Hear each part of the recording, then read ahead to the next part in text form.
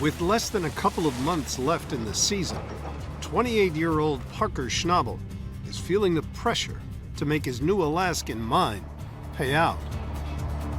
Running two operations is definitely a bit of a struggle. It's really good that we've got Mitch and Tyson over in the Yukon. That's given me some time to spend here in Fairbanks. You gotta keep your mind on the future. And as we run out of ground in the Yukon, it'd be nice to know where we're going next. After months of delay, Parker's Alaskan crew is finally on the gold, banking 14 ounces from easy-to-mine old-timer tailings in the drift cut.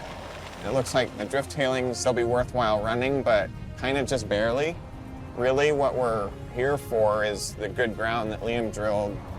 By the square foot, it's like 5 times better than what we're mining in the Yukon. On the other side of the claim, Parker is chasing a pay streak in the 4-acre Wolf Cut, which he hopes will deliver 1,000 ounces this season. If we can get a nice sized pit down, the gold should be really good.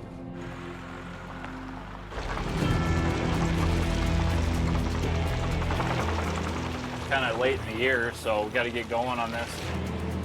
To get to pay dirt 30 feet down, the crew must haul out 100,000 yards of overburden.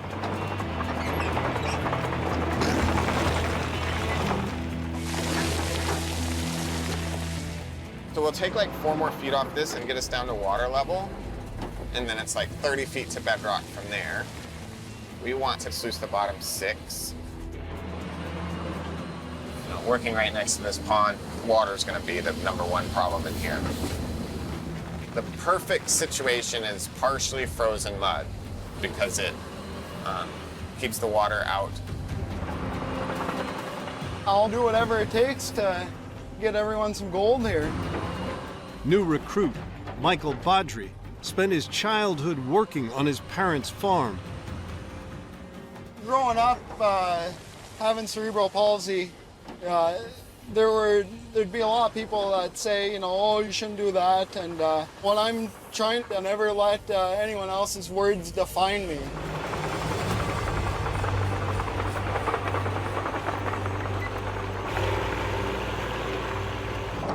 This cut's getting muddy.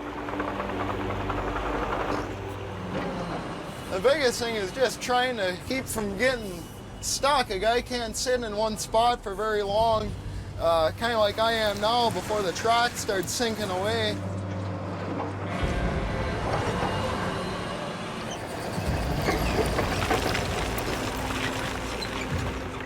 Kind of like dealing with a bad custard.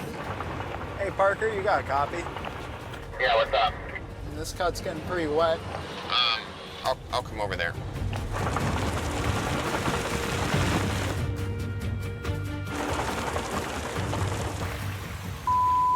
Things.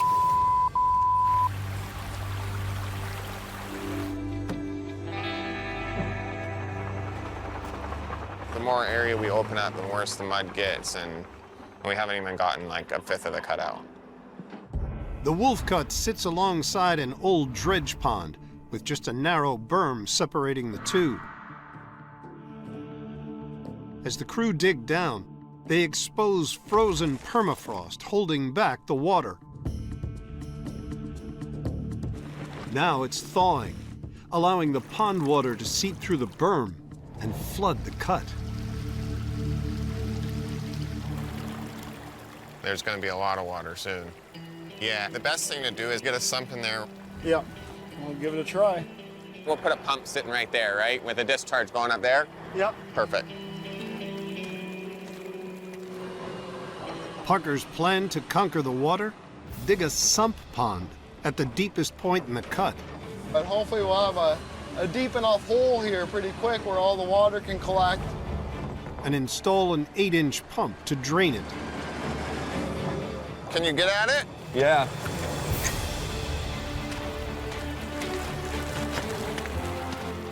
It's really cool to see Parker being hands-on and wanting to get this cut opened up as bad as the rest of us.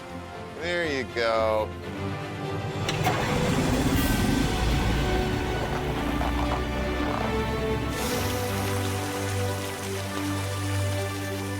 Now all that's left to do Thanks, Mark. I'll see you tomorrow. See ya. is wait.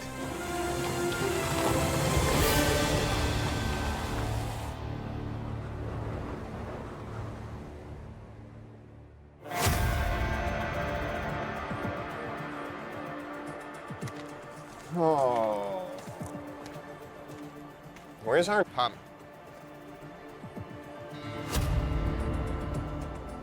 I stayed out late last night because we had our pump in and everything was going very good. And then the pump stopped pumping and we have a lake instead of a cut now. Overnight, the pump system failed, flooding the cut and submerging the pump under 4 feet of water. Us. We just put $500,000 into this. Probably would have had better odds just going to Vegas with all the money.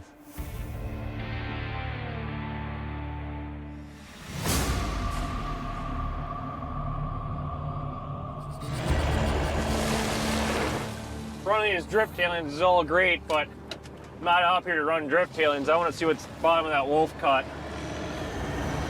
At Parker's Alaskan mine, the Greenhorn crew are chasing a quick score, running old-timer tailings to bankroll the deep wolf cut.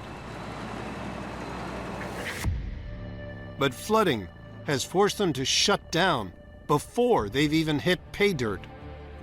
That's a ton of water.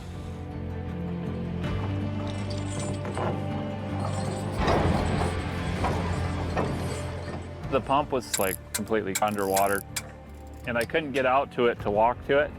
Got a little kayak over here, paddled out there with a chain on the excavator and get it up on dry ground so we could work on it.